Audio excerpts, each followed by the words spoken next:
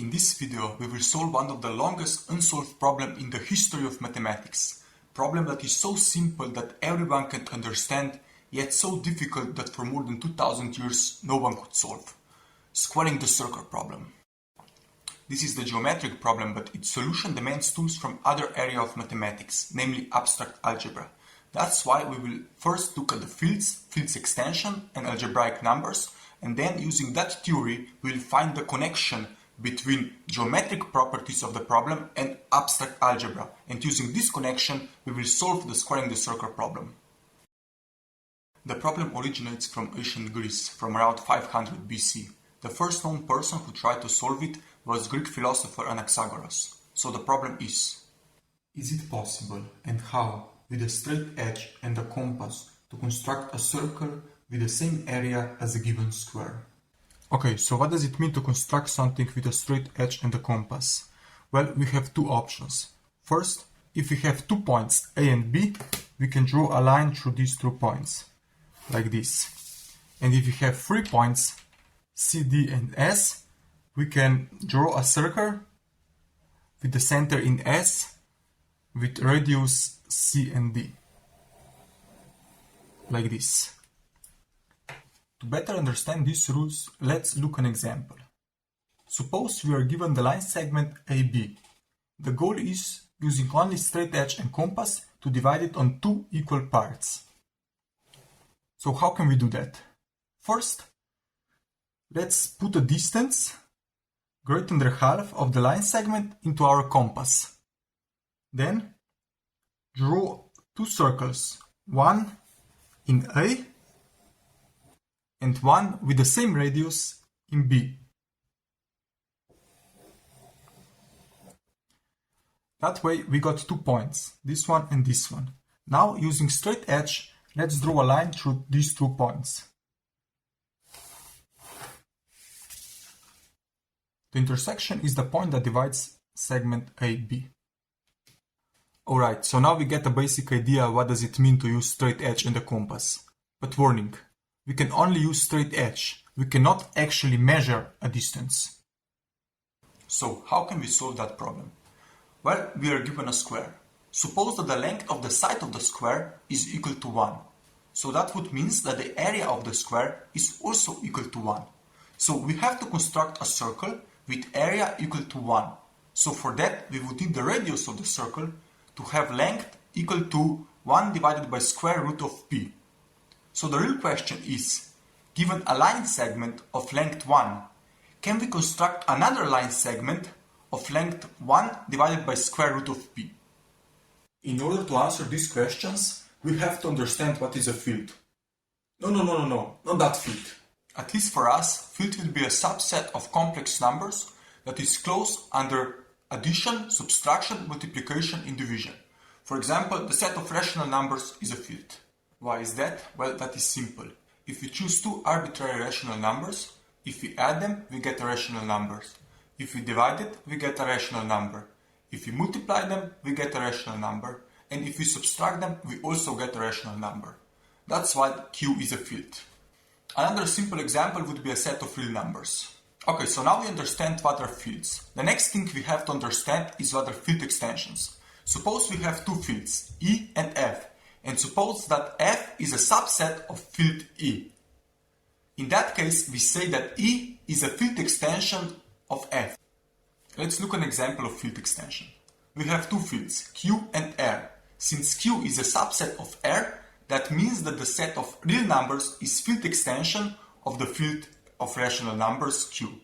Another example of field extension would be a field that contains Q and imaginary unit E. It can be shown that the elements of this field are of the form A plus EB, where A and B are rational numbers and E is our imaginary unit. Before we look at the field extension which we will need for solution of our problem, we first have to define algebraic numbers. A complex number A is an algebraic number if there exists a polynomial with rational coefficients such that A is its 0. For example, imaginary unit is algebraic number, as it is 0 of the polynomial x squared minus 1. The third root of 2 is also algebraic number, as it is 0 of the polynomial x on 3 minus 2. An example of number that is not algebraic is number p.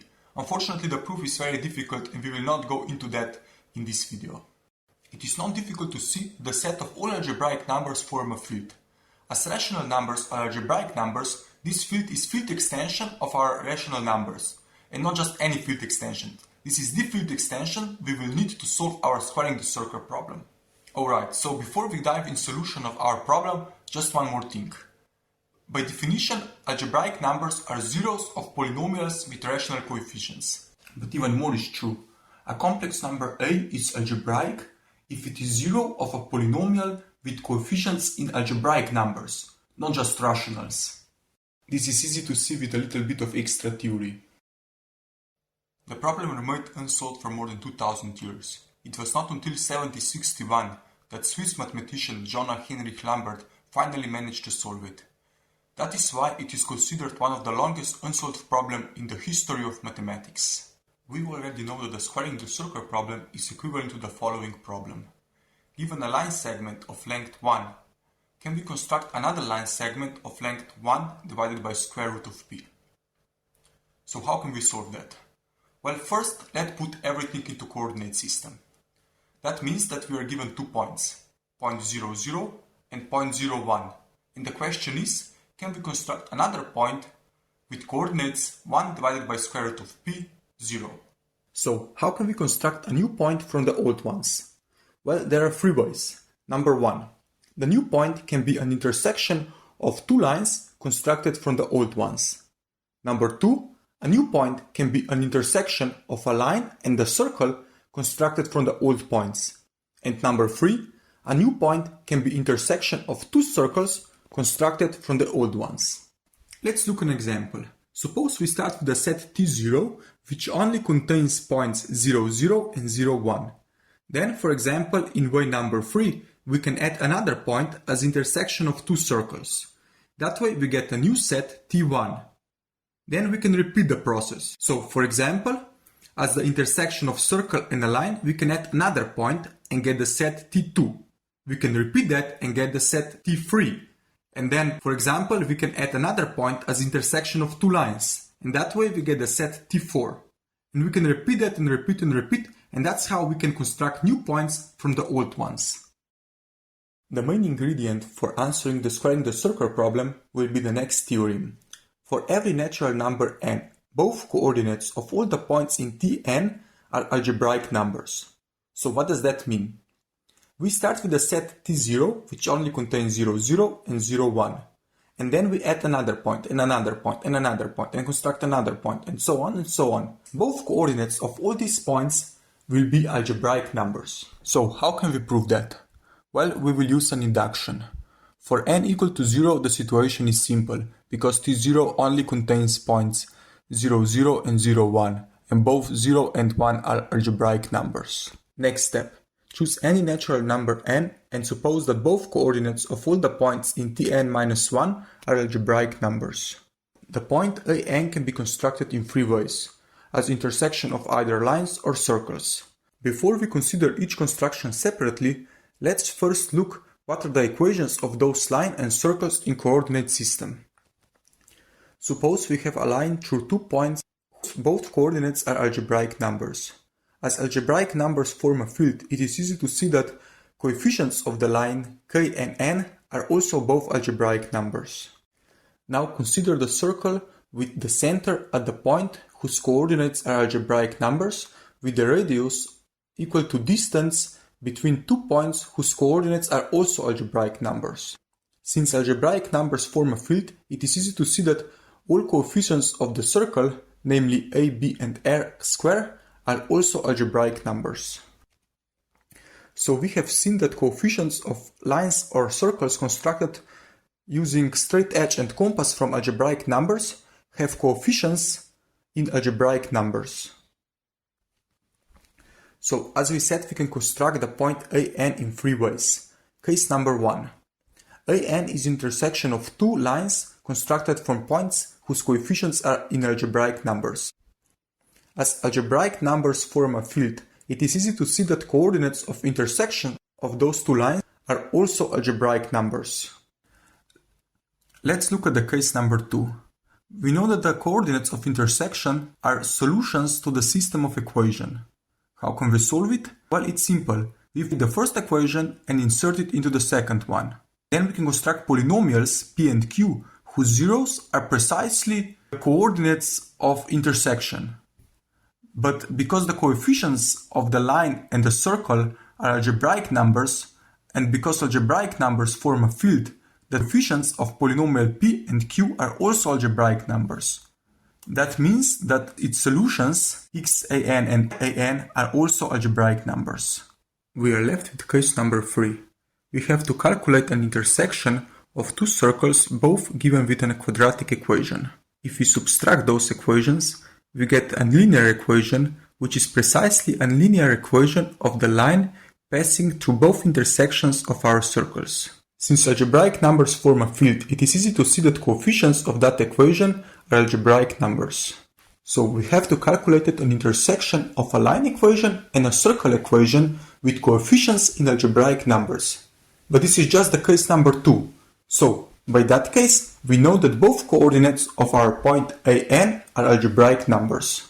So we have proved that in all 3 cases, the both coordinates of the point an are algebraic numbers.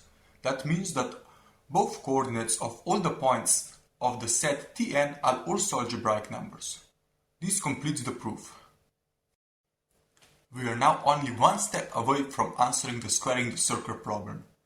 So, is it possible with the straight edge and the compass construct the circle with the same area as a given square? Well, the answer is no. No, why is that? Well, it's simple. We have proved that if we start with the point 0, 0 and 0, 1, all other points that can be constructed with the straight edge and compass has both coordinates in algebraic numbers. So that means that if it is possible, the point 1 divided by square root of p, 0, has also both coordinates in algebraic numbers.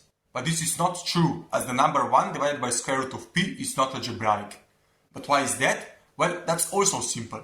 Since algebraic numbers form a field, if 1 divided by square root of p would be an algebraic number, so would be its square, 1 divided by p, or its inverse, p. But we already know that p is not an algebraic number. So that means that 1 divided by square root of p is also not an algebraic number. So that means that the point 1 divided by square root of p, 0, cannot be constructed with a straight edge and a compass from points 0, 0 and 0, 1. And that means that the answer to the squaring the circle problem is no. Okay, so that's it about squaring the circle problem. As you can see, this is my first video, so there are still some technical issues. So if you have any suggestions or comments, please leave them in the comment section below. I would be very happy to read them. Otherwise, that's it. If you enjoyed, please like and subscribe, and see you soon. Bye.